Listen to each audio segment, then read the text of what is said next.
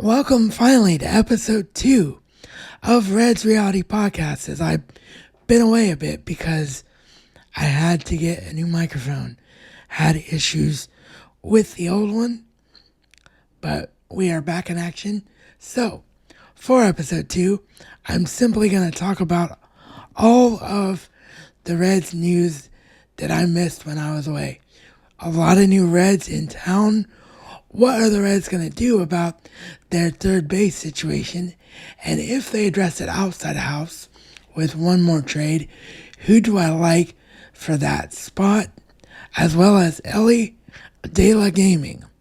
All that coming up in episode 2 of Red's Reality Podcast. I'm Josh Razauskas. Thanks for being with me. And let's not waste any more time and let's get right into this, starting with Taylor Rogers. Taylor Rogers is a dude, ladies and gentlemen. This guy, when he used to come out of the bullpen for the Giants, was like one of the guys that I legitimately was like, I hope the Giants don't call on Taylor Rogers. I hope our lineup doesn't have to face Taylor Rogers. And now he is a Red, and I really don't know what the Giants were thinking here, other than it had to have been a situation where they needed to dump salary or make room for some young prospects, because how you could let go of a guy like this for a guy that was much lower in the Reds system and Runke, I'm not sure how you pronounce his name, but he was not anybody that was on the Reds radar for 2025 for sure.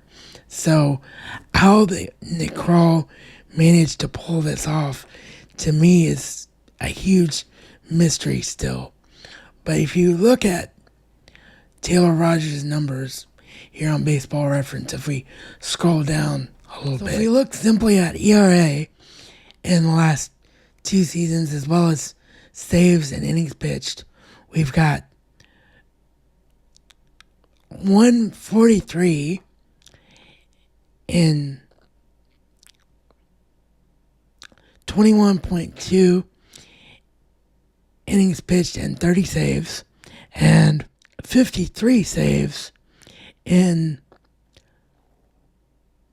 16 innings pitched. So those are just phenomenal numbers. I'm telling you guys, I am so excited about Taylor Rogers being a Cincinnati Red. Next up, the Reds finally addressed the outfield. We finally did get an outfielder. It wasn't any of the names we wanted, but it's somebody I still believe is a great fit, and that is Austin Hayes from the Baltimore Orioles.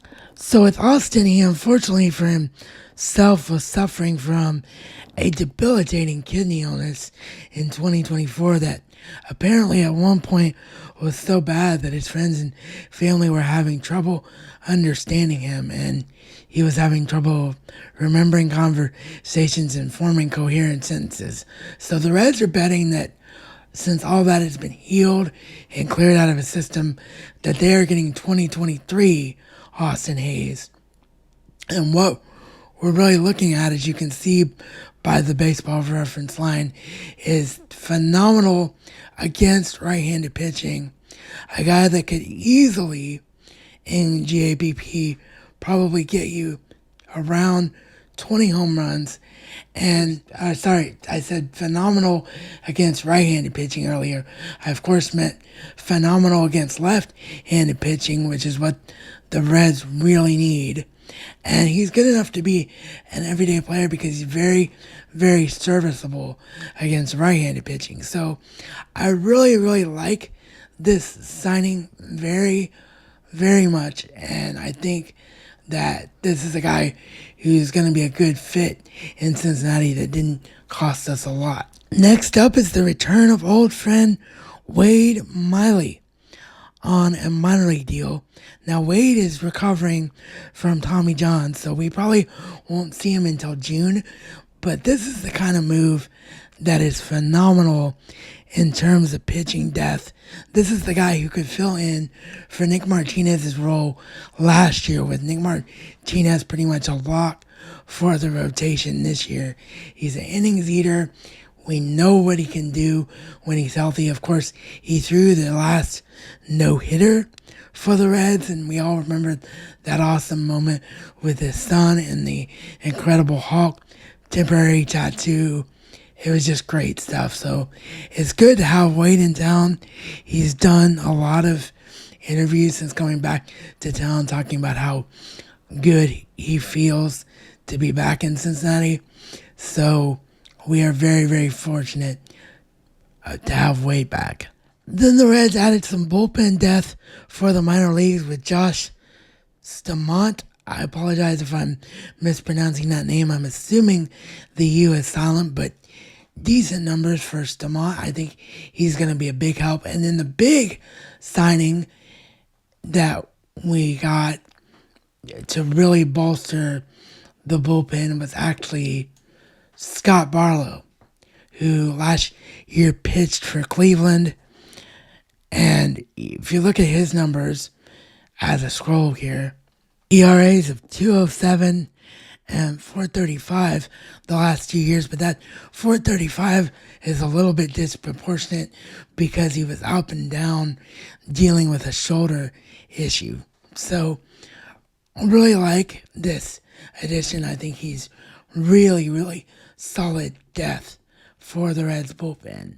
And then the last bit of news that we have to talk about before I speculate on what I would do for third base is that we had a couple of minor injuries coming out of spring training already.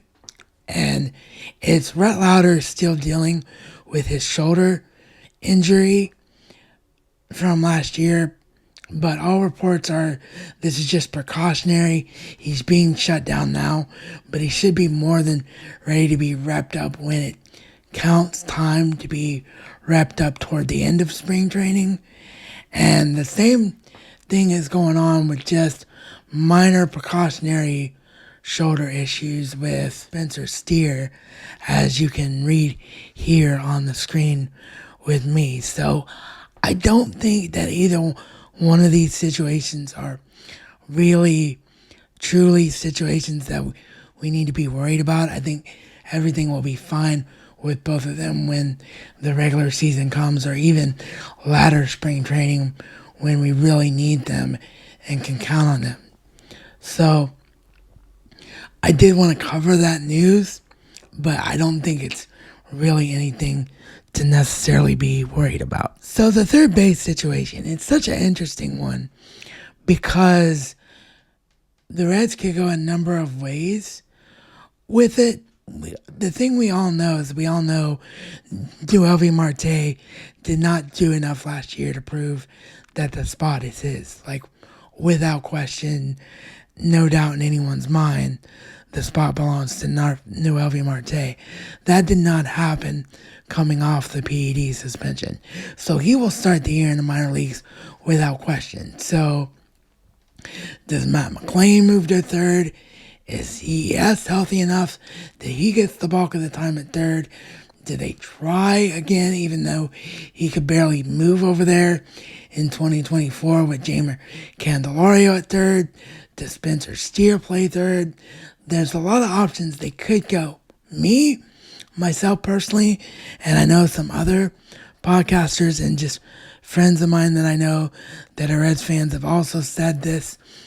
We want, if the Reds are going to stay in-house, to just have Ellie move to third and have Matt McLain play short.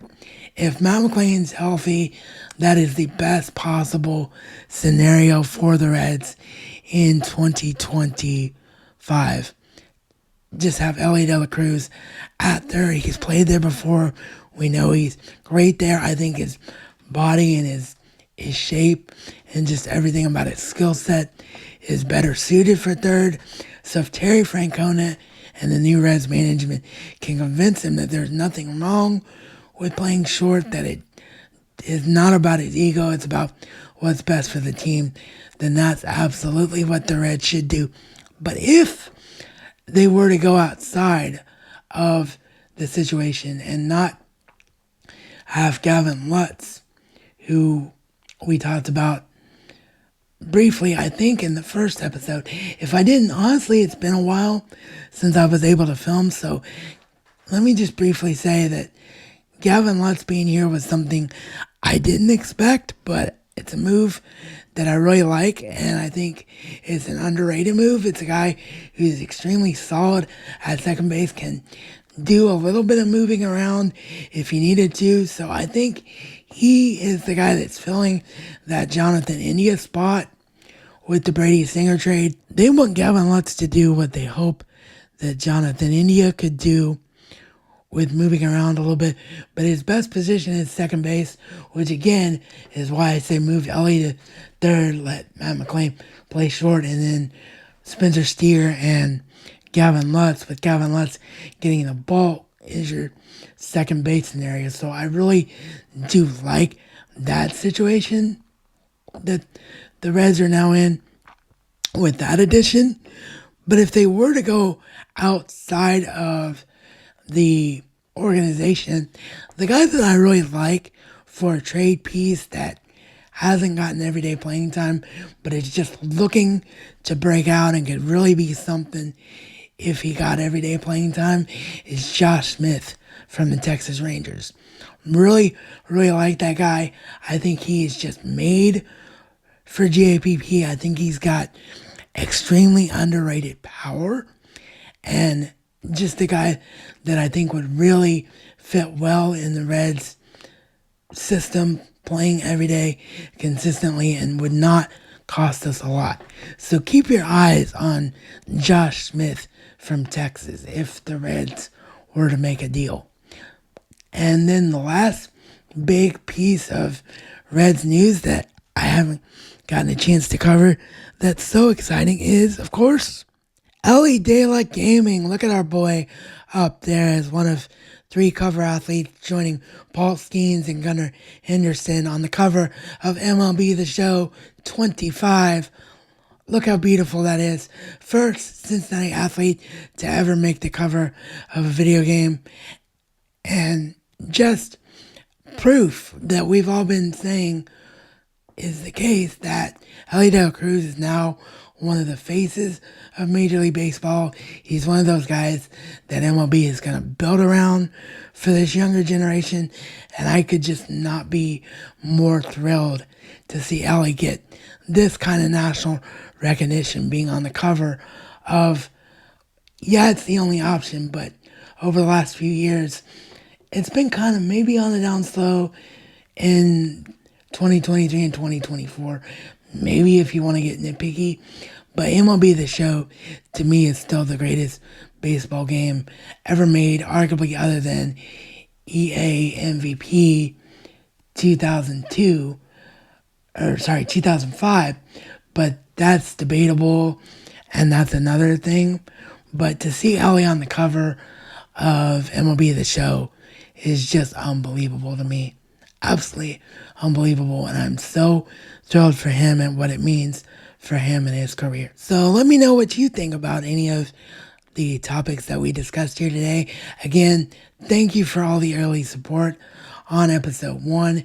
It was awesome to see, and I'm really looking forward to being here with you guys and discussing my favorite team, the Cincinnati Reds. It's really going to be a great journey for me, and I'm just really, really happy about it. So thank you again for being here. If you did miss episode 1, you can check it out right here on the screen.